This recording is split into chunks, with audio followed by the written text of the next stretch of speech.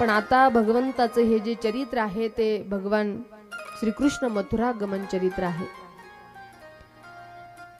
कंसजी महाराजाला त्या मायेनं सांगितलं होतं, तुझं लागी वधी उपजला मजाधी, अरे तुला मारणारा माझ्या अगोदर गोकुळामध्ये वाढतो आहे। आणि तेव्हापासनं कंस भयभीत झालेला होता। मारण्यासाठी एवढे राक्षस पाठवले पण तरी सुद्धा त्या ठिकाणी कंस मारल्या जात, कृष्ण कन्हैया मारल्या जात नाही। आणि म्हणून कंसाला सारखी चिंता आहे। भाजीमध्ये जिरा जरी दिसला तरी तो म्हणायचा कृष्ण कृष्ण कृष्ण कृष्ण। एक दिवस रजक आला कपडे धुणारा, म्हणे कंस महाराज दिवसेंदिवस तुमची तब्येत फार खराब होते आहे। हो ना म्हणे, माझा 8वा वैरी जन्माला आला, मारण्याचे प्रयत्न केले, एवढे राक्षस पाठवले पण त्यांच्याच्यानं मारल्या गेलं नाही। पूर्ण राक्षस आता संपत आले पण कृष्ण मात्र मारल्या जाईना, मी त्याच्या चिंतेत आहे। अगदी मला काही जरी काळी वस्तू दिसली तरी मला त्याची आठवण येते। रजक म्हणला एवढं कठीण काय म्हणले कंस महाराज? अहो तुम्ही चिंता करू नका, तुम्ही फक्त एक नियोजन करा, त्याला आपल्या राज्यात घेऊन या। तो त्याच्या राज्यात आहे म्हणून एवढा उत्साही, म्हणून तो एवढं डेअरिंग करतो आहे, पण त्याला इकडे घेऊन या। कुत्र जे असताना ते स्वतःच्या गल्लीत कुणाचं सुद्धा कुत्र येऊ देणार नाही, फार कडक नसू द्या पण कुणाचं येऊ दे ते भुकतच राहत। त्याच्या राज्यात आहे म्हणून तो पावर करतो, डेअरिंग करतो, पण इकडे घेऊन आले त्याचं काही सुद्धा चालणार नाही, तुम्ही घेऊन या इकडे। आणि म्हणून त्यांनी सांगितलं अरे आणायचं पण आणायचं कसं हा प्रश्न आहे। रजक म्हणला धुणं धुवायची सवय, त्यामुळे मी त्याला आपटो आपटो मारतो, फक्त इथं घेऊन येण्याची व्यवस्था करा। पण जायचं तर जायचं कुणी हा प्रश्न आहे, कारण जो तिकडं जाईल तो तिकडच जाईल। कारण एकदा उंदरांची सभा भरली होती आणि उंदरांनी सांगितलं आपल्याला सगळ्यात जास्त भीती कुणाची, उंदरांना भीती कुणाची? बोला ना, कुणाची? पुरुष मंडळी पोरांनो, कुणाची? मांजराची। मांजराची भीती। मग या उंदरांनी एकदा सभा घेतली, म्हणे आपण एक करू, आपल्याला भीती मांजरांची आहे ना, मग आपण जाऊन मांजराच्या गळ्यात घंटा बांधू, म्हणजे तो आला कीच आपल्याला समजत जाईल बोका आला मांजर आला। एक उंदीर मला बांधायची हे खरंय, पण नेमकं बांधायची कुणी? कारण जो बांधायला जाईल तो तिकडच जाईल। तसं कृष्णाला आणायचं पण आणायचं कुणी? त्याचा खरं तर कोणीतरी प्रेमी पाहिजे। आणि म्हणून अक्रूर काकाला सांगितलं काका जा आणि कृष्ण कन्हैयाला घेऊन या। काका म्हणले नाही नाही, अपराधात्मक काम आहे, तुम्ही येऊन मारून टाकताल आणि मला तो दोष लागेल, मग इथं मी मारून टाकेल तुम्हाला। अक्रूर काका म्हणले तुझ्या हातानं मरण्यापेक्षा त्याच्या हातानं मेलो तर माझा उद्धार होईल। आणि म्हणून काकाने रथ जुंपलेला आहे आणि अक्रूर काका आपला रथ घेऊन निघाले। अक्रूरूपी चतम रात्रीं मधुपूर्य महामतिं उषित्वा रथमस्ताय प्रययो नंद गोकुलम। अक्रूर काकाने रथ जुंपला, अक्रूर काका आले। 14 किलोमीटरचं अंतर आहे, पण सायंकाळच्या वेळेला आलेले आहे। श्यामसुंदर गौ माता चारून घेऊन आलेले आहे। चरणरज त्या ठिकाणी गौ मातांचे चरणरज भगवंताच्या मुखारविंदावरती आहे आणि भगवंताचं स्वरूप मात्र अत्यंत सुंदर आहे।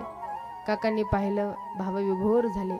अधरम मधुरम वदनम मधुरम नयनम मधुरम हसितम मधुरम हृदयम मधुरम गमनम मधुरम मधुराधिपतेरखिलम मधुरम। मुखारविंद पाहिलं, अतिशय प्रसन्न झाले आणि काका सामोरे गेले। सगळ्यात पहिल्यांदा कान्हाजीचं दर्शन करण्याच्या अगोदर व्रजभूमीमध्ये साष्टांग लोटांगण घातलं, कारण ही जी भूमी आहे सर्वसामान्य भूमी नाही। या भूमीला माझ्या कान्हाजीचा चरणस्पर्श झालेला आहे आणि कान्हाजीच्या समवेत सामोरे गेले, कान्हाजीला प्रणाम केला। कान्हाजीने विचारलं काका तुम्ही का बरं आलात? अरे म्हणले कान्हाजी कृष्णा मी तुला नेण्यासाठी आलो रे, धनुष्यभंगाचा कार्यक्रम आहे आणि तुला नेण्यासाठी मी आलोय, अक्रूर काकांनी मला पाठवलं. काका ठीक आहे, मला ही गोष्ट सांगितली, पण लगेचच्या लगेच माझ्या आई बाबांना ही गोष्ट कळता कामा नये. अक्रूर काका सामोरे गेले, नंद बाबांना पाहिलं, मान सन्मान केला. यशोदा महाराणी पाणी दिलं आणि मग नंद बाबांना विचारपूस केली, काका का बरं आलात तुम्ही? काका म्हटले, काही नाही, मी कंस महाराजांनी मला पाठवलं आणि मी कृष्णाला नेण्यासाठी आलो. हे शब्द ऐकल्याबरोबर क्षणात डोळ्यात पाणी आलं. काका, तुम्ही माझ्या कृष्णाला नेण्यासाठी आलात? पण ही बातमी यशोदेनं ऐकली आणि नंद बाबा इकडे अक्रूर काकाला म्हणतात, काका मला सांगितलं ना, ही बातमी यशोदेला सांगू नका, तिला जर कळालं तर रात्रभर झोपणार नाही यशोदा. पण यशोदेनं ऐकलेलं आहे, मी कृष्णाला नेण्यासाठी आलो. यशोदा महाराणी अतिशय दुःखी झाल्या. रात्रीच्या वेळेला भोजन झालं आणि भोजन करून ज्या वेळेला झोपी गेले त्यावेळेला यशोदेनं आपल्या सामोरी कृष्णाला घेतला. आता कृष्णाला ठाऊक आहे उद्या मी जाणार आहे, काका जे आले ते मला नेण्यासाठीच आले हे ठाऊक आहे. रात्रीच्या वेळेला दोघं जण झोपले आणि यशोदा महाराणी रात्रभर कान्हाजीच्या अंगावरनं हात फिरवत होती. अरे माझा कृष्ण उद्या जाणार आहे. पुनश्च हात फिरवण्याचं सौभाग्य या यशोदेला कधी प्राप्त होईल आता नाही सांगता येणार. रात्रभर डोक्यावरनं हात फिरवते आहे, अंगावरनं हात फिरवते आहे आणि कान्हाजी एका बाजूला मुखारविंद करून रडतो आहे. अरे माझ्या आईला मी सोडून जाईल, पुन्हा हा हात माझ्या अंगावरनं कधी फिरेल मला सांगता येणार नाही. रात्रभर कान्हाजी झोपला नाही, रात्रभर यशोदा महाराणी झोपल्या नाही. सकाळ झाल्याबरोबर त्या ठिकाणी कान्हाजी उठले, नंद बाबा अक्रूर काका उठले आणि कृष्णजी त्या ठिकाणी यशोदेनं सुंदर स्नान घातलं, कपडे परिधान केले, मोर मुकुट परिधान केला, कमरेला बंसी खोली, तिलक लावलेला आहे आणि कान्हाजीच्या नेत्रात अश्रू आले. दोन्ही हात जोडून यशोदेला म्हणत होता, आई आज अक्रूर काका जे काल आले ना ते कुणाला भेटण्यासाठी नाही बरं आले. आई अक्रूर काका जर आले असेल तर ते मला मथुरेला नेण्यासाठी आले. कृष्णाला सांगितलं, कृष्णा मला नव्यानं सांगायची गरज नाही, मला ठाऊक आहे अक्रूर काका जे आलेत ना ते तुला नेण्यासाठी आले हे मला माहिती आहे कृष्णा. पण सांगितलं, आई मी जातो माझ्या बाल गोपाळांची एक भेट घेऊन येतो बरं.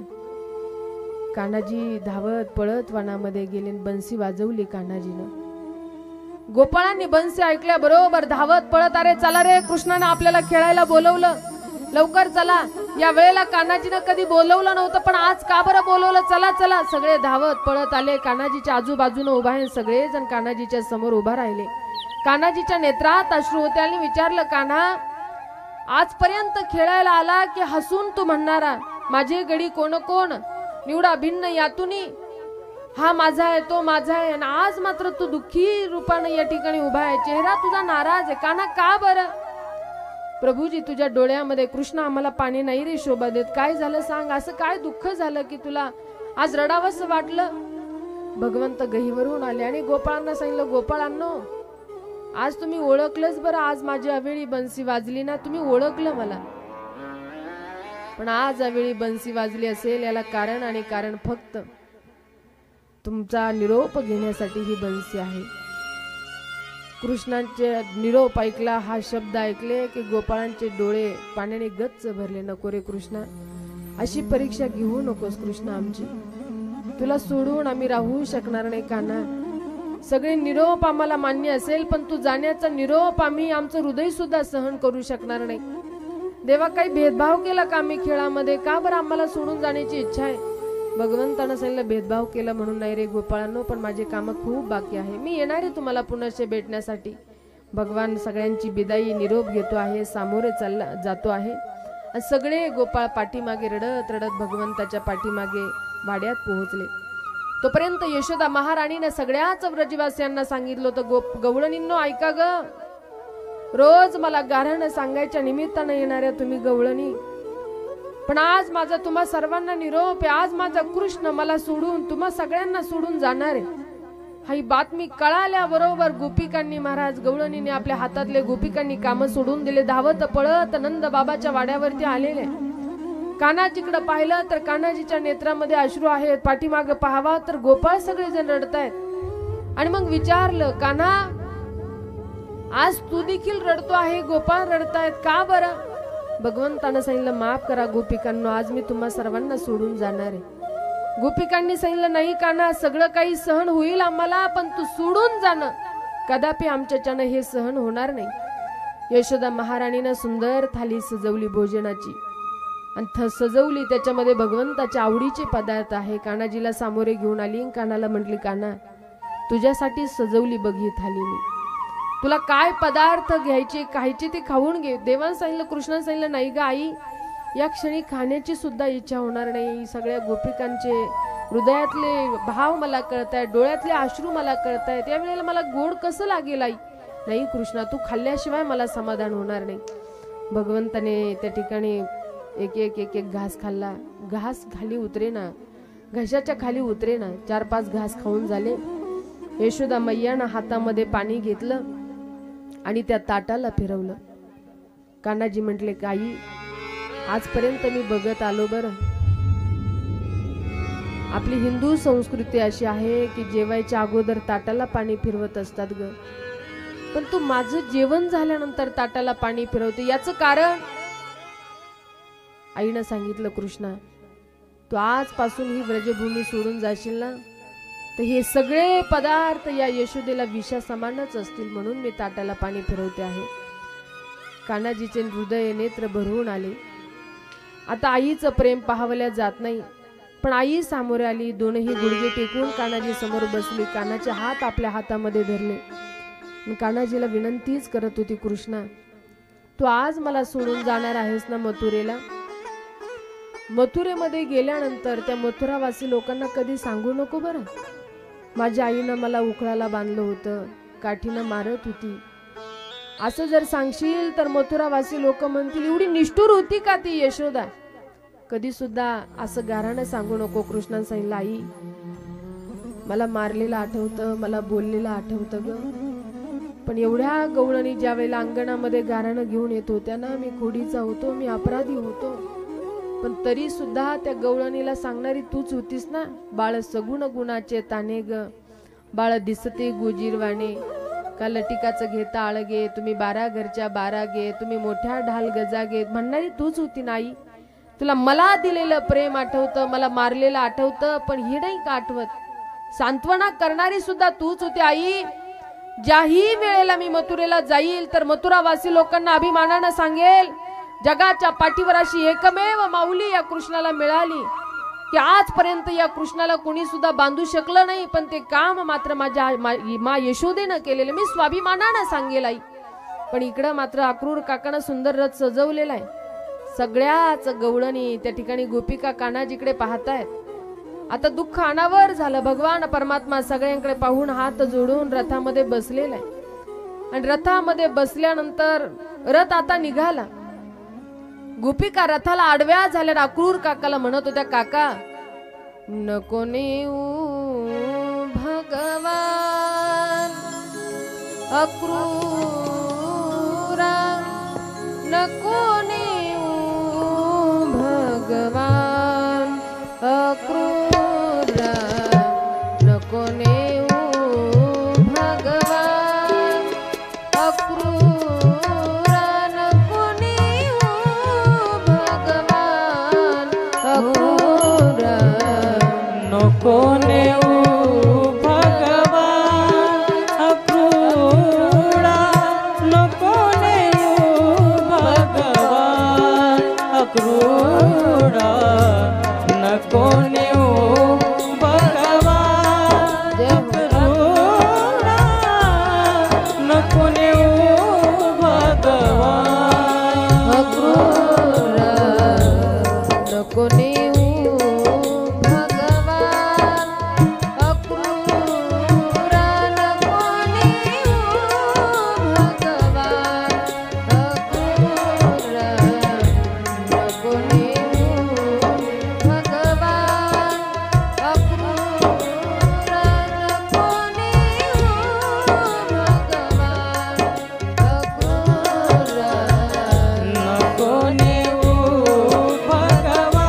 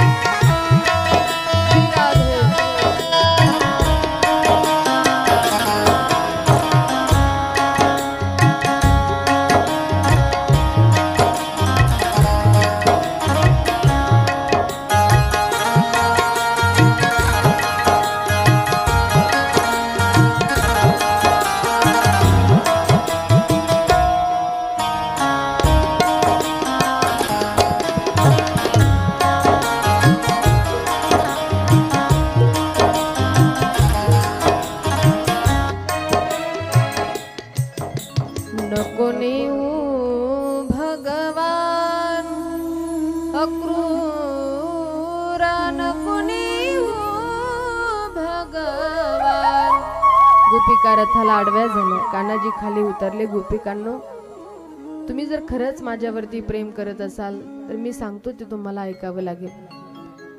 भगवंतानं विनंती केली. गोपिका उठून उभं राहिल्या. रथ निघाला. निघाल्यानंतर काही अंतरावर गेला की पुनश्च रथ थांबला. भगवंताला प्रश्न पडला, अरे मी गोपिकांकडून तिरछ्या नजरेनं बघून त्यांचं दुःख मला पाहावलं जाईना, तिथून निघून आलो. आता हा क्रूर काकानं का बरं हा रथ थांबवला? रथ थांबवला आणि का बरं थांबला म्हणून का भगवान श्यामसुंदर रथाच्या खाली उतरले. समोर झोपलेली होती आडवी श्री राधाराणी. राधाराणीकडे भगवंतानं पाहिलं. राधाराणीच्या डोळ्यात नेत्रात अश्रू होते. अश्रू पाहिले आणि भगवान परमात्म्याला बोलावं काय बोलावं काहीच कळेना. राधाराणीला भगवान परमात्मा फक्त हात जोडून उभा होते.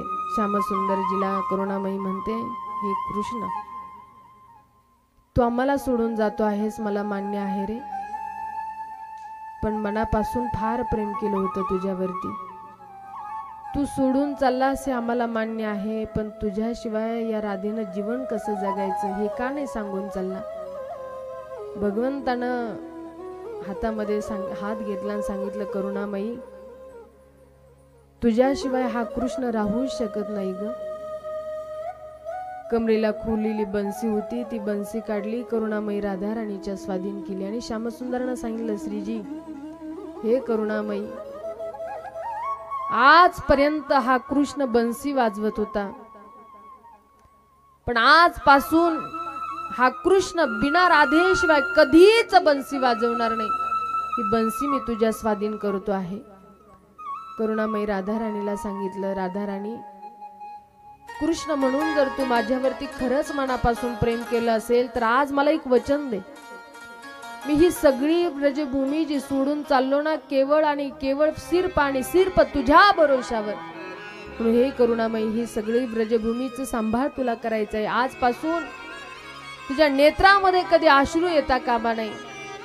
करुणामयीनं सांगितलं, कान्हाजी, हे बोलणं फार सोपं आहे रे, पण राधाराणीचं प्रेम काय आहे हे जर तुला कधी समजून घ्यायचं असेल ना, पुढच्या जन्मी तू कृष्ण नाही तर राधाराणी म्हणून जन्माला ये. त्यावेळेला कळेल तुला की ओ सावरे, ओ सावरे, ओ सावरे, ओ सावरे, ओ सावरे, ओ सावरे, ओ सावरे, ओ सावरे, ओ सावरे,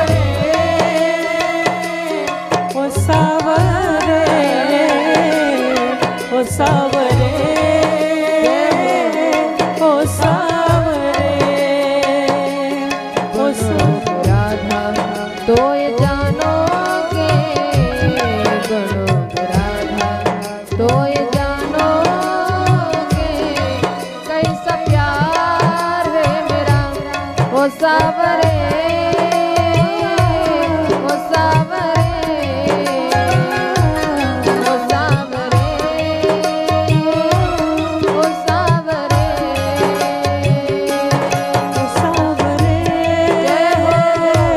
ओ सावरे, ओ सावरे, ओ सावरे.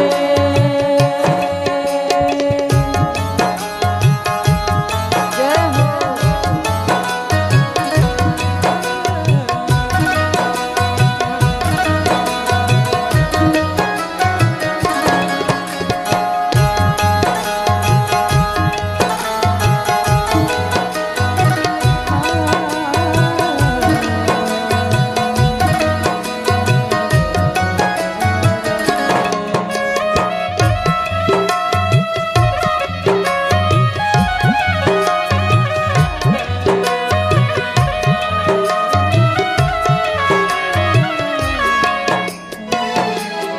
ओ सावरे,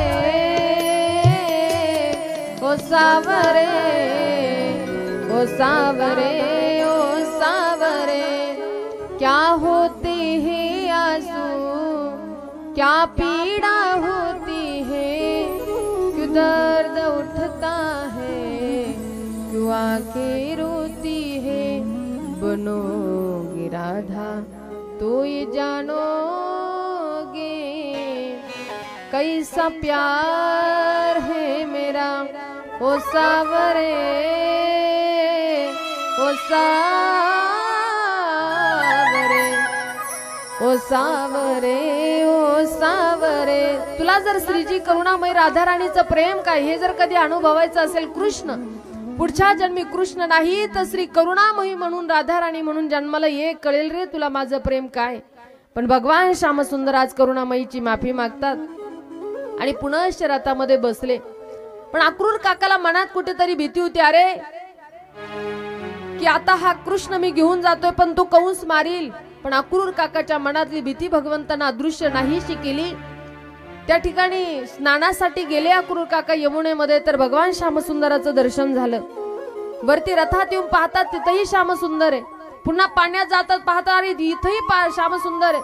वरती रथात पाहतात तर पुन्हा तिथेही श्यामसुंदर आहे. अंतकरणातली भीती अदृश्य झाली आणि भगवंताची स्तुती केली की नमस्ते वासुदेवाय, नमः संकर्षणाय च प्रद्युम्नाथानिरुद्धाय नमः सात्वतां पतये नमः. भगवंताची स्तुती करू लागले. आता मात्र सगळेजण त्या ठिकाणी मथुरेमध्ये पोहोचले. पाहिलं तर त्या मथुरे नगरीमध्ये सगळ्यांनी पाहिलं, अरे आमचा कृष्ण आला. एकच जय घोष केला, गोपाल कृष्ण भगवान की जय, गोपाल कृष्ण भगवान की जय. गाडीतून खाली उतरले. आनंद वाटला सगळ्या गोपाळांना. वा वा कृष्ण, आम्ही तुझ्या मामाच्या नगरीमध्ये आलो. मामाच्या नगरीमध्ये फिरू लागले. पण सांगितलं तुझ्या अंगावर एवढे भारी भारी कपडे ना, आम्ही अशा कपड्यात आम्हाला नाही म्हणे, आम्हाला चांगले कपडे पाहिजे. सामोरे गेले. तो रजक दिसला. बरं तो नव्हता म्हटला की घेऊन येत्या कृष्णाला आम्हाला धुणं धुवायचं माहिती, आपटू आपटू मारतो. तो समोर आला आणि तो समोर आल्यानंतर म्हणला, मामा किती कपडे तुमच्या हातात देता का मला. कोण रे म्हणले तू. म्हणले माझं नाव कृष्ण. तो कृष्ण का. त्या कंसाला भाजी जिरा जरी दिसला तरी तो कृष्ण, ते नाही माहिती हो पण कृष्ण म्हणतात मला. अरे म्हणले कुठं आलास तू. म्हणे मी माझ्या मामाच्या गावी आलो मामाला भेटायला. तर रजकाला राग आला महाराज. तो रजक म्हणला, अरे धुणं धुवायचं चांगलं माहिती, आपटून मारीन म्हणे मी तुला. अरे म्हणले मी याच्याशी प्रेमानं बोलतो ना, हा असला वार्तालाप करतो. हा रजक तो होता बरं, ज्याची बायको 4 दिवस ज्यादा माहेरी राहून आली होती. त्यावेळेला हा तिथं बोलत होता बायकोला, 4 दिवस ज्यादा माहेरी राहून आली आणि तुला घरात घ्यायला मी काय प्रभू रामचंद्र वाटलो का. त्यावेळेला राघवाला एवढं वाईट वाटलं.